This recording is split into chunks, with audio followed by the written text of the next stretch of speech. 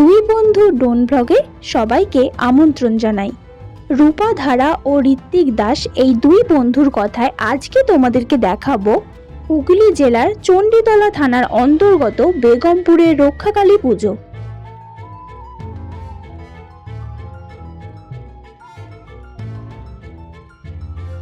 এই প্রথমবার গিয়েছিলাম বেগমপুরের রক্ষাকালী মায়ের পূজা দেখতে।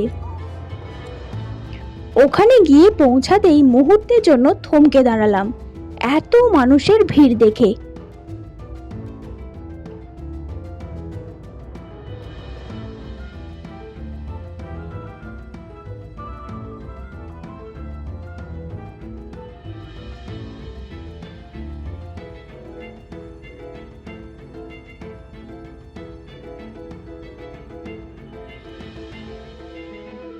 কয়েকশো বছরেরও প্রাচীন, শুধু প্রাচীন নয়, ঐতিহ্যবাহী বেগমপুরের রক্ষাকালী মায়ের পুজো ঐতিহ্য ও পরম্পরায় বজায় রেখে প্রতি বছরই বেগমপুরে রক্ষাকালী মায়ের পূজা করা হয়।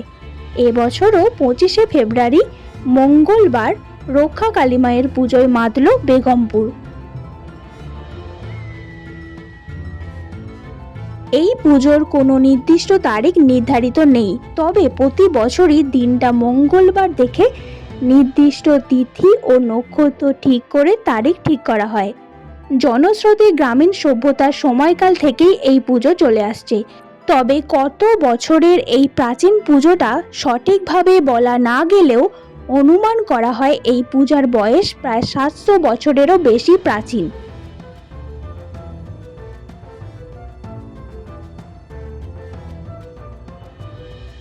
কথিত আছে মা খুব জাগ্রত।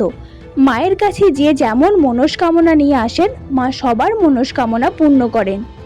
পুরনো রীতি ও রেওয়াজ মেনেই মা এখানে পূজিত হন। পুজোকে ঘিরে উৎসব মুখর হয়ে ওঠে এলাকা। শুধু বেগমপুর নয়, তার পার্শ্ববর্তী এলাকাও বহু দূর দূরান্ত থেকে মানুষ আসেন মায়ের পুজো দেন।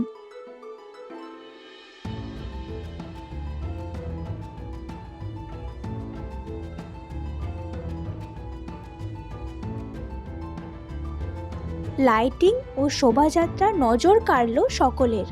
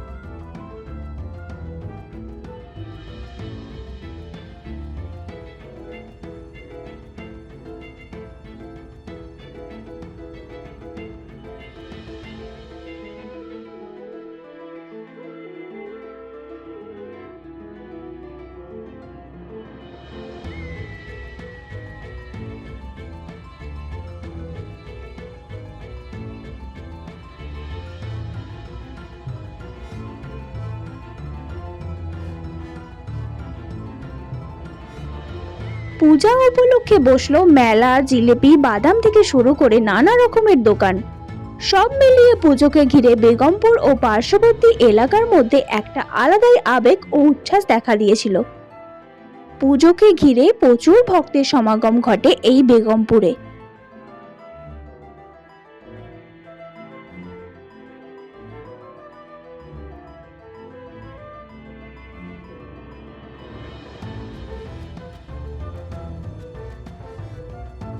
খুব সুন্দর লাইটিং করে বক্সে সেট করা হয়।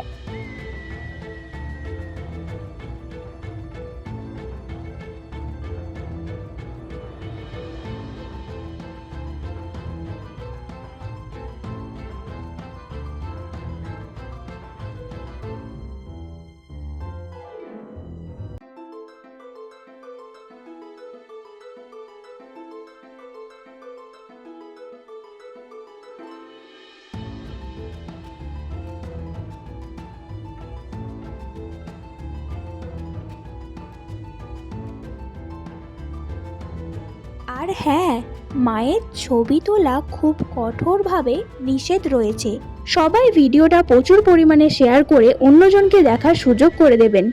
ভিডিওটা ভালো লাগলে একটা লাইক করে দেবেন। ভুল কিছু হলে অবশ্যই কমেন্ট করে জানাবেন।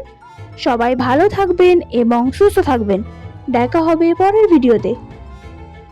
টাটা।